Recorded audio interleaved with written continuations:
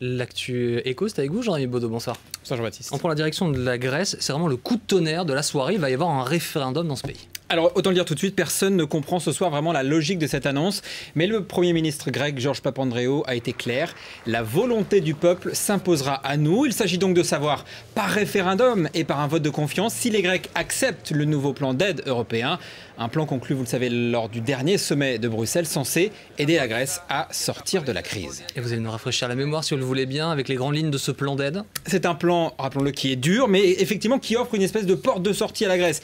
Annulation de 50% de la dette grecque, soit environ 100 milliards d'euros, ça fait déjà beaucoup d'argent. Un nouveau prêt en 2014 de 100 milliards, et puis au moins 30 milliards pour aider les banques grecques, avec évidemment la contrepartie, un renforcement du contrôle de politique budgétaire de la Grèce. Et c'est là évidemment tout le problème pour le Premier ministre Papandréou. On se souvient des images des manifestations dans le pays. La rigueur imposée à la Grèce est très impopulaire.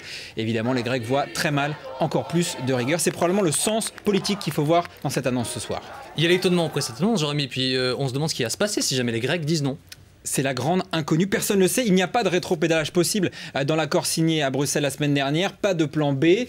Ce soir, tous les experts sont vraiment surpris, l'Allemagne réagit du bout des lèvres car la décision de Georges Papandréou est très dangereuse. Un récent sondage du journal Tovima montrait que près de 60% des Grecs jugent l'accord conclu la semaine dernière négatif ou probablement négatif. Autant le dire tout de suite, un référendum s'annonce très délicat, très dangereux pour la Grèce, mais évidemment l'avenir de ce plan est l'avenir de la zone euro. L'éco en plus, c'est un anniversaire. Vous vous souvenez peut-être de ces petits logos qu'on trouvait un petit peu partout, à Paris, Lille ou encore Strasbourg. C'est l'ancêtre du téléphone portable, ça s'appelait le Bebop de France Télécom. Ça a été mis en service il y a 20 ans, à la fin octobre 1991. Seul problème, on s'en souvient, il fallait être à côté d'une borne, c'était pas franchement pratique de se déplacer, contrairement aux GSM qui sont apparus plus tard. Juste pour mémoire, hein, les prix qui étaient pratiqués à l'époque pour ce téléphone, le téléphone il coûtait 1890 francs, un petit peu moins de 300 euros. L'abonnement mensuel, il coûtait 54 francs 50. Et puis la communication était facturée 13 centimes d'euros par minute.